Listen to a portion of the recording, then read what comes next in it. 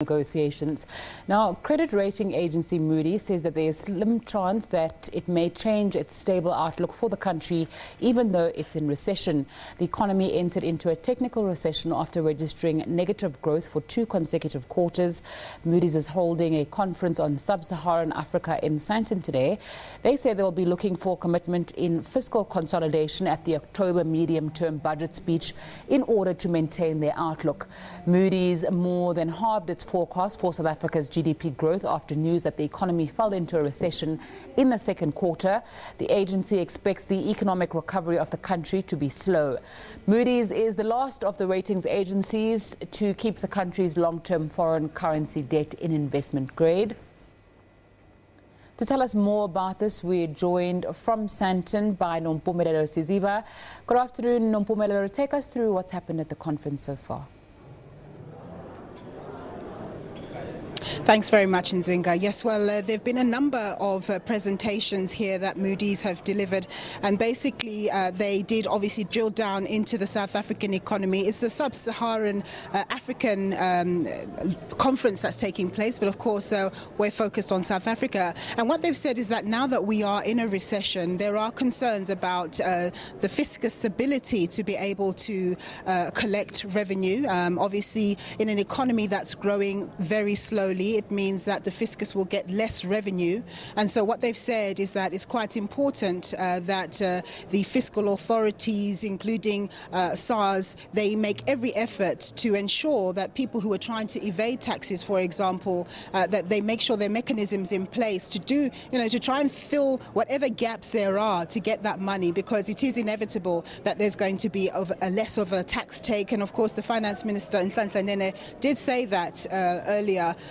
He did say that some days ago, warning South Africans that there's going to be less revenue. Of course, that's negative because the government has a number of priorities that it needs to service, and in the meantime, it does spend about 15% of its revenue on debt, on paying debt, and that's another issue that the ratings agency highlighted, that there is a concern with the United States increasing interest rates, and generally there being higher interest rates in the globe. There is a concern that that may negatively affect emerging market countries like South Africa, but the benefit for us is that we do actually hold far less in terms of dollar-denominated or foreign currency-denominated debt, and most of the corporates and government actually hold more rand-denominated debt. So it's very important for us not to have our rand-denominated debt downgraded to junk status, because if that were to happen, that would be very negative, and people would automatically sell out of South African capital assets, which would see the depreciation of the rand, higher inflation, naturally higher interest rates. The vicious circle would go on, and of course that would be very negative in an environment where we have a recession. Nompumelelo, a worry that many people have had when we were discussing this recession is a further downgrade like you've been speaking about, but it seems as though Moody's is still going to give South Africa a chance before making that decision. Take us through that. So Moody's is set to make some sort of announcement on the 12th of October, but the midterm budget is on the 24th of October. So what they've said is that, they've penciled in that date, but it's probably just going to be them just telling us about a basic thing about the economy. I think ultimately they're waiting for that midterm budget. They really can't make any substantial decisions about our rating until they see what comes out of the midterm budget.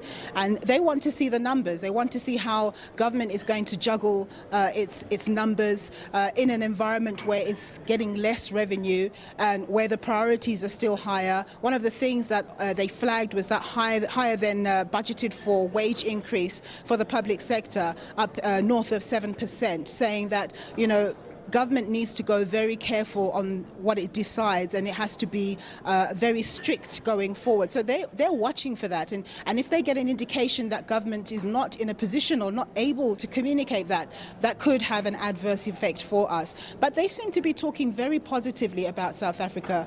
They have said that the fact that the economy has decreased in terms of growth is actually a surprise on the downside. So they were very hopeful that the prospects for South Africa were good. Remember those months ago when Mr. Ramaphosa came into power, the Ramaphoria, as we dubbed it. That has since declined as the reality has dawned. You know, we're now in recession, consumers are under pressure, the data is not that great, even if it's positive. So we do need a catalyst. I did ask Moody's whether, in fact, they think South Africa can afford a financial stimulus. And they were saying, well, it depends. It depends on how we go about, what levers we use, to actually make that happen. But I think that we are very fiscally constrained, and that's the bottom line. They need to look at those metrics and make sure that they don't overspend and they don't do what they can't afford. That's all, Nzinga. My colleague Nompumelelo Siziba giving us an update on that Moody Sub-Saharan conference that's taking place in Sandton. It's time for a short break. I'll have more